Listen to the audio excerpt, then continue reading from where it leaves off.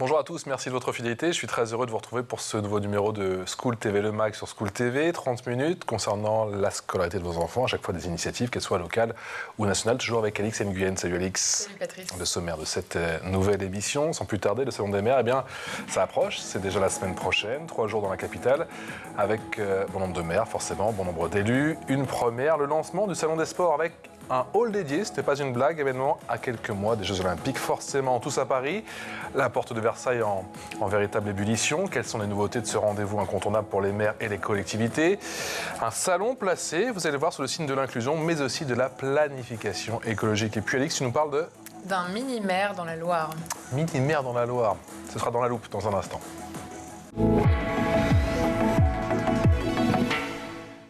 Notre invitée Stéphanie Guetteran, bonjour. Bonjour. Merci d'avoir accepté notre invitation. Il a trouvé un petit moment pour venir nous voir, ça nous fait plaisir parce qu'on est quand même rentré dans la dernière ligne droite. Je rappelle que vous êtes la directrice du Salon des maires. Paris 2024 oblige. Stéphanie, le Salon des maires placé sous le signe du sport, avec ce hall dédié, c'est une grande première, ce premier salon des sports. Alors oui, le Salon des sports, c'est une grande première, mais le secteur sport existe depuis déjà un petit moment, oui. Voilà, de nombreuses années, puisque le sport, en tout cas les équipements aménagements sportifs, sont la propriété à 80% des collectivités, donc nécessitent entretien et aménagement depuis de longues années. Toujours du monde d'ailleurs dans le hall des sports. Encore l'année dernière, j'ai vu toujours pas mal de bonnes rencontres et puis des innovations. On voit toutes sortes de sports que moi je ne connaissais pas forcément. Donc c'est toujours l'occasion de faire des belles rencontres. Vous teniez justement ce hall dédié, ce premier salon des sports, vous le préparez depuis combien de temps? Alors, en vérité, ça fait 3 ans qu'on réfléchit. En plein Covid? Oui, tout à fait. C'était l'opportunité de plein d'échanges et de discussions. Et pour ma part, effectivement, de rencontres par visio avec les associations du monde sportif, les fédérations, une vraie découverte, puisque moi, à la base, je travaillais plutôt sur les marchés de l'environnement. Et en fait, le sujet du sport est assez passionnant, mais est surtout traversé par de nombreux enjeux. Au cœur de ces enjeux, de nombreuses opportunités, et notamment, une réalité, c'est que nous n'avions pas de salon des sports en France, alors que ce sujet est finalement connecté à notre vie, à notre quotidien. Transversal. Voilà, c'est un sujet qui croise énormément d'enjeux, qui est porté par de nombreuses innovations. Il n'y avait pas de salon des sports, donc en fait c'est un collectif finalement, au travers des partenaires, également de l'Association des maires de France, du ministère des Sports. Nous avons lancé cette initiative d'une marque propre, d'un salon des sports, et nous sommes très contents de l'avoir fait, puisque vous verrez, cette édition est remplie de pleines de promesses, mais surtout elle a permis de doubler le nombre d'entreprises, associations et fédérations sportives qui participeront à cet événement. Il y avait donc un réel besoin et donc pour cette grande première, pour ce lancement de ce premier salon des sports, il y aura Madame la Ministre, oui, tout à fait. Odia Casera et bien sûr Atelier Stanguet. Il y a forcément cette dimension supplémentaire puisqu'on est en pleine année olympique. J'imagine que ce salon justement a pas mal d'objectifs dans le prolongement justement de ces JO de Paris 2024. Le salon sera là 6 mois avant et il sera là après. Donc c'est aussi là-dessus que nous travaillons avec nos différents partenaires. Le salon des sports, ça embrasse des enjeux du monde sportif et c'est aussi là pour valoriser les filières sportives françaises et peut-être au niveau même européen, porter cette excellence de nos entreprises et de nos également associations sportives sur les différents enjeux à la fois environnementaux, inclusion, on en reparlera, qui sont beaucoup développés en France autour des équipementiers et des aménageurs. On a également énormément d'innovations, de services, de compétences appliquées au monde sportif qui vont vraiment de manière très très large aborder tous les enjeux. Donc ça, c'est un sujet qui est assez fondamental et qui, effectivement, 6 mois avant les JO, est à la fois une très belle opportunité de pouvoir mettre la lumière sur ces sujets-là. Mais après les JO, on parle beaucoup de l'héritage des Jeux Olympiques. Ce salon sera également là pour à la fois porter, peut-être avec les partenaires, la suite des Jeux Olympiques, mais surtout faire pérenniser finalement les investissements, pas que des investissements financiers, puisque ce sont tous les investissements qui ont été mis en place pour accompagner la pratique du sport pour tous sur tous les terrains. Est-ce qu'on a le sentiment qu'on sous-estime parfois l'impact du sport sur différentes villes? Que vous disent justement les acteurs de terrain? Dans quelle mesure justement l'investissement dans les sports impacte, redessine les villes? C'est une question intéressante parce que je pense que même à titre personnel, le sport, on en pratique à l'école, au collège, au lycée. Puis après, quand on arrive dans la vie active, on arrête le sport. Ouais. Voilà. Et la pratique pour bienvenue au club. Non, mais c'est vrai. Et puis on s'y remet parfois plus tard pour des raisons de bien-être, de santé. En tout cas, la pratique du sport, c'est quelque chose qui peut-être pouvait être vécu de manière un peu accessoire. En réalité, c'est effectivement un enjeu de qualité de vie, c'est un enjeu de santé, mais c'est aussi un enjeu d'intégration, de lien social, de vivre ensemble de manière assez large. Et au travers de la pratique du sport, on peut porter des enjeux d'inclusion, d'intégration. La compétition est aussi un sujet très fédérateur. On l'a vu avec la Coupe du Monde de rugby, on le voit avec effectivement tout cet environnement aussi professionnel du monde du sport. Donc voilà, quand on regarde finalement le sujet du sport, c'est quand même beaucoup plus. Les politiques publiques évoluent pour que ces pratiques se déploient, se développent, pour qu'effectivement on pratique plus largement, donc de manière plus intensive déjà à l'école, avec 1 heure de plus dans les écoles maternelles et primaires de pratiques sportives par jour, mais également dans notre vie active, l'accès au sport, au bureau, la sensibilisation aussi au niveau de la santé, dans les hôpitaux, dans les EHPAD, pouvoir développer cette pratique pour accompagner finalement notre vie jusqu'à la fin. Et ça nécessite de repenser les infrastructures, les équipements? Alors tout à fait. Et les équipements et les infrastructures sportives, je vous disais, sont à 80% gérés par les collectivités. Ces équipements et ces aménagements doivent effectivement aujourd'hui être ouverts à des pratiques plus larges, c'est-à-dire que les pratiques sportives ont largement évolué. On pratique depuis toujours les sports collectifs, l'athlétisme, mais il y a énormément aussi de nouvelles pratiques sportives, le skateboard, le breakdance. Il y a énormément d'ailleurs de pratiques que vous pouvez trouver sur le salon, tout à fait, qui nécessitent des équipements et des aménagements adaptés, mais également d'avoir des animateurs, des professeurs qui vous initient à ces pratiques-là. Donc il faut des équipements, il faut des aménagements.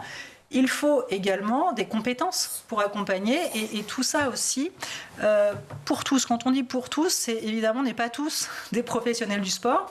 On a tous un peu notre niveau différent, donc il faut s'adapter à ces différentes compétences. Et puis il y a aussi ce sujet de l'inclusion. Et on va également énormément parler parasport sur le salon des sports. Cette pratique, à la fois le handisport et les pratiques sportives para pour les personnes en situation de handicap mentaux, puisque ça nécessite aussi un accompagnement, des aménagements, mais aussi la formation des professionnels avec des programmes qui sont mis en place notamment par le CPSF, le Comité paralympique, qui accompagne notamment au travers d'un programme de club inclusif la pratique et l'intégration des personnes en situation de handicap dans les clubs. Ça, c'était pour le premier salon des sports. Tout un programme avec bien sûr l'inauguration par la ministre des Sports et par Tony Estanguet du comité olympique Paris 2024. Quels sont les... Et par M. David Lisnard, président de l'association des... Président de l'AMF, bien sûr. M. David Lisnard, que l'on salue, qu'on espère voir, bien sûr, parce qu'on aura un stand. Je fais ma promo, on aura un stand là-bas, effectivement. School TV aura un stand là-bas pendant les 3 jours du Congrès des maires et des collectivités territoriales.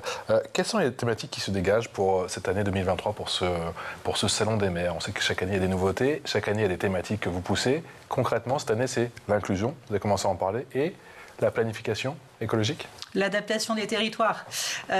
Nous sommes dans un contexte où les crises se succèdent. Crise sanitaire, crise climatique, crise énergétique, crise inflationniste aussi très importante. En fait, plus que jamais, les maires doivent s'adapter et anticiper demain. Donc c'est vrai que cette année 2023, nous l'avons marquée sous une approche qui est anticipons demain.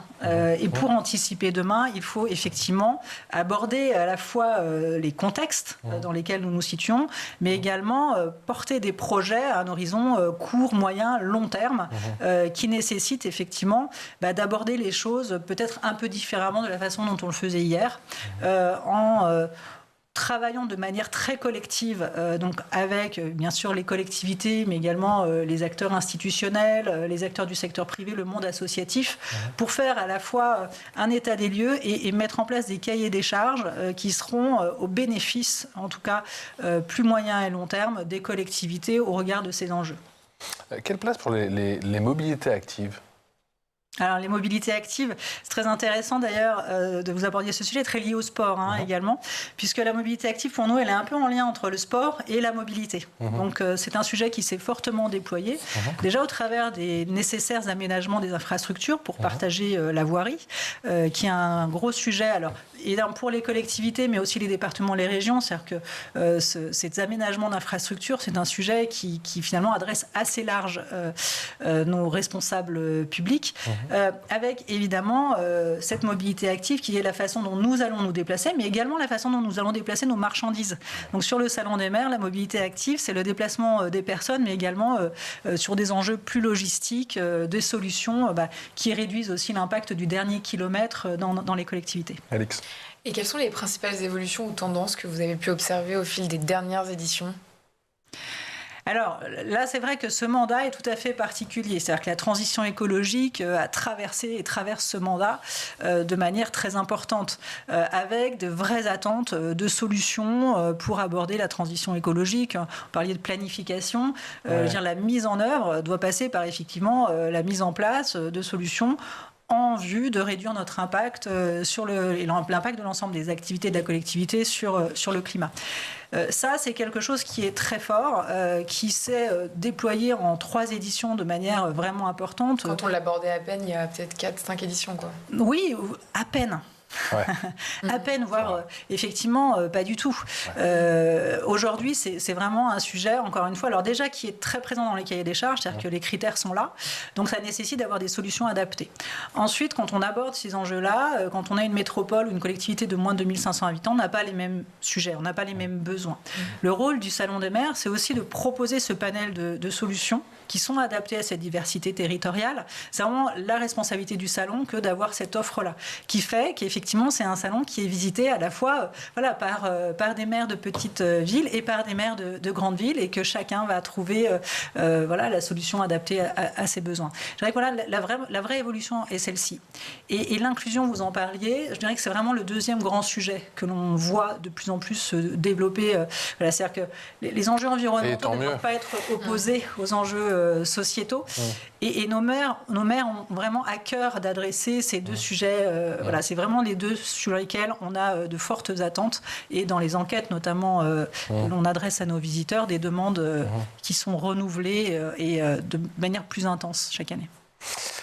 Comment est-ce que vous en parlez bien sûr avec les élus? Est-ce que vous avez le sentiment que l'une de leurs priorités, c'est de repenser bien sûr leur commune, leur ville, repenser leurs écoles, leurs collèges, leurs lycées, avec toujours cette dimension écologique, cette planification environnementale? Je pense que c'est un sujet qui est un axe de modernisation des aménagements. C'est-à-dire que souvent, quand on parle de modernisation, on est très sur la technologie, le numérique. On voit que sur ces sujets-là, finalement, on a un rééquilibre. On a eu une grande période du numérique, de la technologie. Là, aujourd'hui, la modernisation, c'est parfois le low-tech. C'est ces solutions qui, finalement, utilisent moins de technologie, mais permettent d'aborder les enjeux environnementaux et sociétaux de manière beaucoup plus pragmatique, et aussi on regarde avec les besoins de la population, parce que la technologie, c'est un sujet qui est très intéressant, notamment quand on l'applique à l'école. La place du numérique dans l'école, on a beaucoup parlé de l'inclusion numérique à l'école, du déploiement de solutions technologiques, d'écrans, de tablettes, mises à disposition à la fois du corps enseignant et des élèves. On pourrait en parler des heures. C'est ce qu'on fait ici. De l'arrivée de Pronote au collège et au lycée. Je suis maman d'un collégien et d'une lycéenne. Je pourrais vous parler des heures de Pronote. On ne le fera pas là. En revanche, effectivement, nous, dans les projets qu'on voit se développer au niveau des collectivités, les cahiers des charges, aujourd'hui, sont quand même plus sur des sujets, effectivement, d'améliorer la qualité de vie à l'école, avec beaucoup de transformations au niveau de la cour d'école. On parle des cours oasis, on parle de cours inclusives, dégenrées. C'est beaucoup ces sujets-là qui sont aussi... La revégétalisation des cours d'école, notamment. La loupe, c'est avec Alix. Alix qui nous parle d'un mini-maire Un mini-maire dans la Loire, c'est quoi un mini-maire ? Il s'appelle Evan Ferrotti, il a 16 ans et depuis ses 8 ans, il est membre du conseil municipal des jeunes de Sury-le-Comtal dans la Loire, une commune de plus de 6000 habitants. Et nouvellement mini-maire pour un mandat de 2 ans puisqu'il a été élu en juillet dernier. Une élection à laquelle ont participé les 29 autres membres du conseil municipal des jeunes. Comme pour les maires version adulte, il n'a pas hésité à faire campagne auprès des habitants de Sury-le-Comtal et il prend son rôle très au sérieux. Personnellement, cette vocation a débuté en 2016 où ma curiosité m'a poussé à me présenter. Pour moi, être mini-maire représente bien plus qu'un simple titre, c'est une responsabilité significative envers nos concitoyens, en particulier les jeunes. En tant que mini-maire, avec l'aide de mes collègues du conseil municipal des enfants et des jeunes, j'ai l'opportunité d'agir concrètement pour améliorer la vie quotidienne de nos concitoyens, de contribuer à des projets locaux et de promouvoir l'implication des jeunes dans les décisions qui les concernent. C'est une chance unique de représenter la voix des jeunes, de faire entendre leurs préoccupations et de contribuer à construire un avenir meilleur pour notre commune de Sury-le-Comtal. Le rôle de mini-maire et plus largement de conseiller municipal des enfants et des jeunes offre une plateforme pour encourager l'engagement civique dès le plus jeune âge et montrer que chaque opinion compte, peu importe la taille. En conclusion, être mini-maire n'est pas seulement un honneur, c'est une occasion de concrétiser des idéaux dans la pratique en contribuant activement au bien-être de notre jeunesse. Ensemble, construisons un avenir meilleur où la voix de chaque jeune compte, car tous les héros d'aujourd'hui seront les héros de demain. Et c'est un vrai parcours politique qui commence puisqu'Evan a bien l'intention de s'engager davantage. Vous l'aurez compris, lui, son créneau, c'est vraiment la communication auprès des jeunes. Il l'affirme, aujourd'hui, les jeunes ont envie de porter des projets et il a bien l'intention d'œuvrer pour leur faire une place. Il a d'ailleurs fondé l'association Lycéens Engagés pour créer un réseau entre les différents établissements de la Loire, de façon à ce que chacun puisse se retrouver autour de projets communs et pour mieux appréhender le rôle de chacun. Et il a même l'ambition de créer un conseil départemental des jeunes. On va trouver des mini-maires dans votre salon ou pas ? Alors écoutez, ça vient de m'inspirer vraiment. Peut-être effectivement, c'est quelque chose à mettre en place. Je vous propose d'ailleurs que School TV soit associé à cette initiative. Et je serais ravie, en tout cas, d'accueillir une délégation de mini-maires et de manière très officielle leur faire un parcours de visite pour qu'ils puissent aussi nous donner leur avis sur ce qui est présenté. Et plein de choses à dire, hein. On l'a coupé. Hein. Et qu'ils aillent challenger finalement les solutions présentées parce que je pense que leur regard peut être aussi très complémentaire de l'ensemble des visiteurs. Oui, d'ailleurs, il m'a dit qu'avec le conseil municipal, il se retrouve tous les mardis soirs pour débattre longuement. Les thématiques principales, c'est l'écologie, l'inclusion et notamment la communication auprès des jeunes. Oui, et c'est vrai que souvent on dit que les jeunes sont moins engagés. Justement. Et c'est vrai que ce type d'initiative, à mon avis, peut aussi donner des vocations à d'autres et encourager les jeunes. Je crois que dès le collège, d'ailleurs, on peut... Oui, dès le collège, maintenant. 8 Tout à fait, et c'est important. Enfin, nous, on était délégués de classe, finalement. Est-ce que c'était les plus engagés d'entre nous qui étions élus à cette époque-là, mais finalement aussi accompagner, former les jeunes à aussi peut-être... prendre des décisions politiques et voter en faveur d'un programme qui soutient les intérêts du bien commun. Le plus tôt, finalement, nous sommes sensibilisés au bien commun, le mieux c'est pour la suite. Et ce sujet du bien commun, dans une société où on parle beaucoup de l'individualisme, notamment chez les jeunes, je pense que c'est tout à fait intéressant de valoriser ce type de... Et que ça fait du bien à Stéphanie de voir un mini-maire, parce qu'on sait que ça n'a pas toujours été facile, et c'est pas toujours facile, effectivement, le quotidien des maires aujourd'hui. On voit effectivement ces jeunes qui s'engagent et qui, pourquoi pas, vont demain devenir...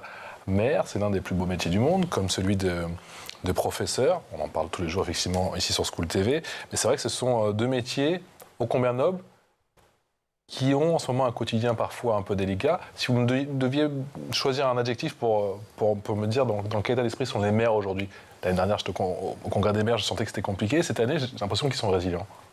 Alors, ils sont d'une résilience incroyable. Je pense qu'on ne s'engage pas en politique si on n'est pas un petit peu résilient. En fait, ce qui est important, c'est que les maires, d'ailleurs, comme les professeurs, œuvrent au bien commun. Et finalement, dans notre quotidien, combien d'entre nous œuvront au bien commun? C'est-à-dire que voilà, et parfois ça se fait finalement sans que finalement l'ensemble des gens puissent aussi apprécier cet engagement du quotidien, hein, puisqu'un maire, on n'est pas maire de 9h à 18h. Hein. Quand on est maire toute la journée, toute la nuit. Sur des coups de fil à 10, à 22h, à minuit, à 1h. Ouais. Tous les week-ends. Donc c'est quelque chose d'assez remarquable. Leur humeur, je dirais qu'ils sont extrêmement déterminés. C'est un mandat, évidemment, qui n'est pas simple. On l'a dit, qui a été traversé, qui est encore traversé par de nombreuses crises. Le contexte actuel est également extrêmement compliqué. En revanche, ils sont extrêmement déterminés à faire avancer les sujets, à protéger la population, à protéger la République. Voilà, donc je pense que ce sera très intéressant de les croiser, d'échanger avec eux. Et puis, ce qui est très intéressant quand on côtoie les maires, c'est qu'ils n'ont pas tous le même avis sur tout. Mais en revanche, ils en débattent. Et le débat dans notre vie quotidienne, c'est parfois quelque chose qui existe un peu moins. On débat moins autour de la table en famille. On débat un petit peu moins. On est toujours un peu gêné de partager ses opinions.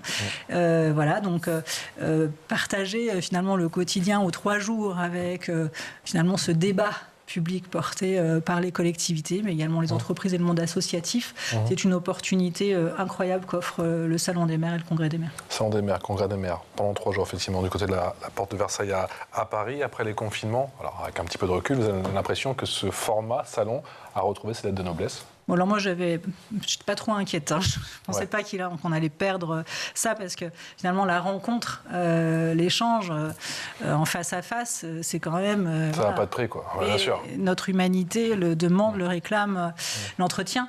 Donc, je n'avais pas trop de doutes. Donc, pour appréhender les sujets, appréhender les personnes, voilà, la rencontre reste très importante. Et justement, parce que suite à cette crise sanitaire, on en a été privé, je pense qu'on en a encore plus mesuré l'importance et la qualité. Ensuite, le quotidien des maires font qu'ils ont aussi peu de temps pour se déplacer. En revanche, ils se déplacent une fois par an au Salon des maires. Donc, on a effectivement certains maires qui ne font qu'un seul salon dans l'année, c'est celui-ci. Ouais. Donc c'est encore plus important quand vous avez quelque part cette exclusivité du déplacement des maires autour d'un sujet, de proposer un programme renouvelé, enrichi chaque année. Et dans quelle mesure est-ce que l'événement intègre la participation des citoyens, l'engagement citoyen? Elle est partout. Déjà parce que tout ce que font les maires, c'est au bénéfice des habitants. Et ça, c'est très important, parce qu'on parle souvent du Salon des maires. Alors, c'est le Salon des maires de leurs équipes, mais au bénéfice des habitants. Et la programmation du Salon, elle est vraiment travaillée voilà, sur tous les sujets. C'est OK, mais c'est quoi l'atterrissage au bénéfice des habitants? Donc ça voilà, faut vraiment l'avoir en tête. Et d'ailleurs, quand vous visitez le Salon, vous avez les solutions, enfin tout ce qui se passe dans votre quotidien dès que vous sortez de chez vous, que ce soit l'éclairage. Bientôt, on sera en fête de Noël, donc on va jusqu'aux éclairages de Noël, mais l'éclairage, évidemment la voirie, l'école, l'espace culturel, le club de sport, enfin tous ces lieux de vie de votre quotidien finalement sont gérés par le maire et par... la fameuse patinoire, la fameuse piscine, avec les coûts qui en découlent en cette période de crise énergétique. C'est vrai qu'il y a plein de maires qui nous en ont parlé. Ils savent très bien qu'ils vont devoir trancher si oui ou non ils laissent ouvert, par exemple, la piscine ou la patinoire, au vu de la quantité d'argent que cela coûte en cette période de crise énergétique. Mais il y a des solutions pour réduire cette facture et elles seront présentées. Elles sont présentées, bien sûr, pendant ces 3 jours.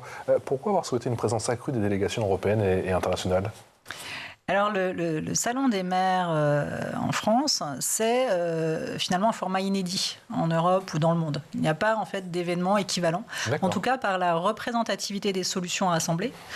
Près de 1300 cette année en matière de construction, d'aménagement, d'environnement, d'énergie, de sécurité, mais également de numérique, de culture, de sport, de santé, d'éducation, de mobilité. L'ensemble, en fait, de ces activités, il n'y a pas d'équivalent. Et les collectivités qui viennent, je vous le disais, avec leurs équipes, mais vous avez également des représentants de l'État qui viennent, des acteurs départementaux, régionaux, des entreprises privées, le monde associatif. Et ils viennent pourquoi ? Parce que c'est aussi la façon de travailler en France sur les territoires. C'est-à-dire que c'est un engagement collectif d'acteurs. Et les Européens et les responsables de collectivités dans le monde sont très inspirés par le modèle français de collaboration justement entre tous ces acteurs. Donc viennent beaucoup à la rencontre des collectivités pour comprendre comment ça marche, s'inspirer. Donc ça, c'est effectivement un jeu.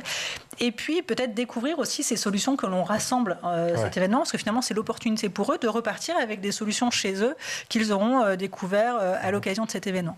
Et pour nous, c'est également une population très intéressante, parce qu'elle peut aussi inspirer nos propres collectivités. C'était ma question après. Voilà, au travers d'initiatives qui sont mises en place dans ces différents pays et qui peuvent être partagées, parce que parfois c'est vraiment très intéressant de regarder comment c'est fait en Europe du Sud, en Europe du Nord, aux États-Unis, en Afrique. On doit pouvoir s'inspirer des collectivités du monde entier aussi à cette occasion.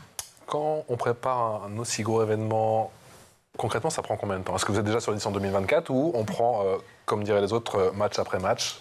On se concentre sur 2023, surtout qu'il y a le Salon des sports à lancer. Comment ça se passe ? Non, alors en fait, effectivement, on a un petit côté économie circulaire. Nous, on s'arrête jamais.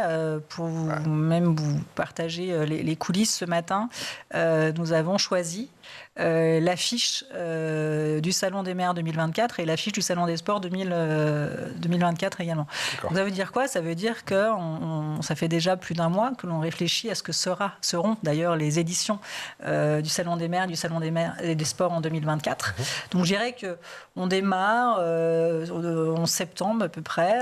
On se pose les questions des évolutions stratégiques, on le met en place et quand on ouvre en fait celui-ci, en fait il est fini pour nous déjà depuis un mois ou deux. C'est déjà bouclé. Voilà.